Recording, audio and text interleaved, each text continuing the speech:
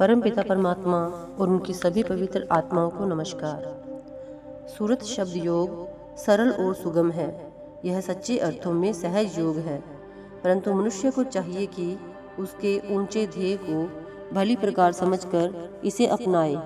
यह आत्मा का शब्द से जुड़कर अभ्यास के द्वारा उसमें लीन होकर उसके सहारे जाकर परमात्मा में समाने का मार्ग है। इसका ध्येय आत्म साक्षात्कार तथा परमात्मा की प्राप्ति है। इस मार्ग को अपनाने वाले मनुष्य को इस ऊंचे ध्येय को समझना चाहिए तथा इसे साधारण सांसारिक सुखों या सुविधाओं की प्राप्ति का साधन नहीं समझना चाहिए। परमात्मा की भक्ति के इस मार्ग को परमात्मा का ग्राहक बनकर अपनाना चाहिए, संसार और संसार के नाशवान पदार्थों का ग्राहक बनकर नहीं। यह आवश्यक है कि हम अपना लक्ष्य ऊंचा रखें। परमात्मा की प्राप्ति ही हमारा अंतिम ध्येय होना चाहिए। हमें रूढ़ी, परंपरा और परिपाटी की सच्चाई को समझना चाहिए और सच्चे परमार्थ की खोज में लगना चाहिए। अपने लक्ष्य और आदर्श को स्पष्ट रूप से अपने सामने रखना परमार्थ में सफल होने के लिए आवश्यक है। अपने अंतर में दृष्टि डालकर देखें कि हम क्या बनना चाहते हैं। ज़बान से तो हम परमार्थ की दौलत मांगते हैं, पर दिल में हम कुछ और ही चाहते हैं। बुद्धि कहती है परमार्थ अच्छी चीज़ है, यदि मिल जाए तो अच्छी बात है, परंतु मन शरीर और शारीरिकता में डूबा पड़ा है।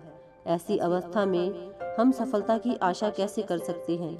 सबसे पहले हमारे सामने हमारा आत्मिक लक्ष्य निश्चित और स्पष्ट होना चाहिए और फिर चाहिए उस लक्ष्य की प्राप्ति के लिए तीव्र इच्छा।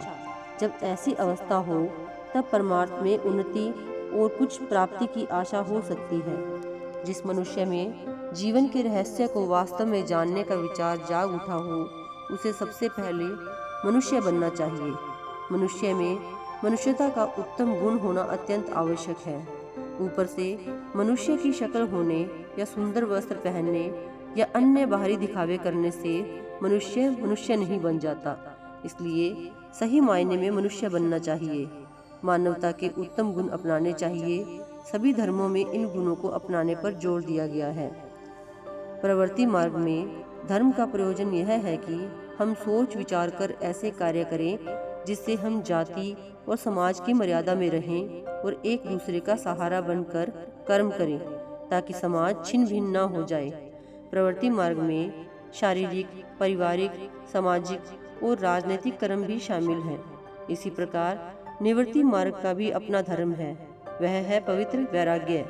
संत के अनुसार केवल बाहरी त्याग सच्चा वैराग्य नहीं है। सच्चा वैराग्य अंतर का है, बाहरी त्याग अथवा बाहरी भेष नहीं। साधारणतः देखने में आता है कि धन संपत्ति, घर बार आदि का त्याग करने वाले व्यक्ति के अंतर में सच्चे वैराग्य की भावना नहीं होती तथा कभी कभी सच्चा रागहीन अथवा वैरागी मनुष्य सांसारिक दृष्टि से त्यागी नहीं होता। सच्चे वैराग्य के बिना बाहरी त्याग एक आडंबर है, परंतु बाहरी त्याग के बिना भी अंतर में सच्चा वैराग्य हो सकता है। संतों का वैराग्य बाहरी भेष नहीं बल्कि अंतर की सच्ची भावना है। ऐसा वैराग्य संतों की संगति तथा नाम के अभ्यास से मनुष्य में धीरे धीरे अपने आप आने लगता है। जैसे जैसे अंतर में शब्द का स्वाद और आनंद आने लगता है, बाहर के सांसारिक स्वाद और रस अपने आप फीके मालूम होने लगते हैं। संत मत प्रवृत्ति और निवृत्ति दोनों का सच्चा बोध प्रदान करता है तथा साधक में पवित्र आचरण तथा उत्तम मानवीय गुणों को जागृत करके उसे अंतर में जाने को प्रेरित करके परमात्मा से जा मिलाता है। परमात्मा और उसकी सृष्टि से प्रेम करना और किसी का दिल न दुखाना प्रमुख धर्म है जो हर एक साधक के लिए आवश्यक है। परमात्मा दयालु है और संत सतगुरु उसी के प्रकट रूप हैं, अतएव वे भी दया के रूप हैं। जिज्ञासु के मन में दया का भाव होना आवश्यक है। भगवान हृदय से धर्म की उत्पत्ति होती है, दयावान हृदय से धर्म की उत्पत्ति होती है। ऐसा मनुष्य कोमल हृदय और प्रसन्न चित्त होता है। उसके अंतर में सारे संसार के लिए भलाई के विचार निकलते हैं। जिसमें दया का भाव है उसमें क्षमा का गुण भी आ जाता है। किसी की भूल और अपराध को क्षमा कर देने से क्लेश का बढ़ना रुक जाता है।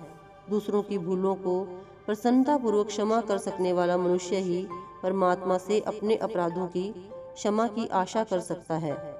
जो औरों को क्षमा नहीं कर सकता, वह स्वयं भी क्षमा का अधिकारी नहीं हो सकता। साधक को सत्य, संतोष और दया धारण करनी चाहिए, जो सद्कर्मी का सार है। संतोष होने पर मनुष्य दूसरों की उन्नति देखकर भी अपने हाल पर संतुष्ट रहता है। उसकी नज़र किसी पराई दौलत की ओर नहीं जाती।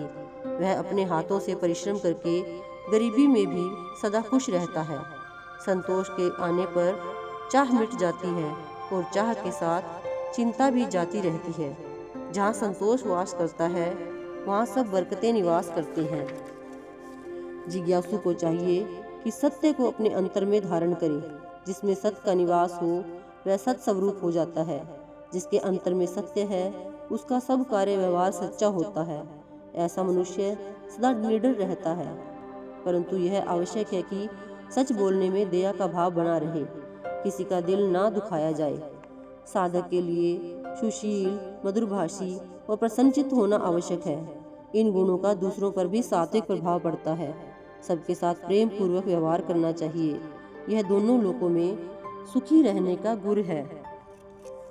साधक के लिए पवित्रता भी आवश्यक है। शरीर, वस्त्र, घर आदि की सफाई तो होनी ही चाहिए, लेकिन सच्ची पवित्रता अंतर की है।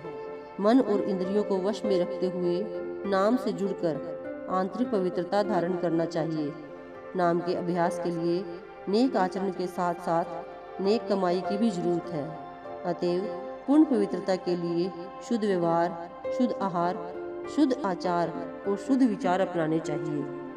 सतगुरु की संगति, उनका सत्संग, उनके आदेश के अनुसार किया गया शब्द का अभ्यास सब गुणों के विकास में सहायक होते हैं। जब सतगुरु की भक्ति और उनके प्रेम को अंतर में बसाकर मनुष्य नाम का अभ्यास करेगा, तो सब गुणों को ग्रहण करता हुआ वह उन आत्मिक ऊंचाइयों को प्राप्त कर लेगा जहाँ सच्चे अभ्यासी और संत महात्मा पहुँचे हैं। Thank you.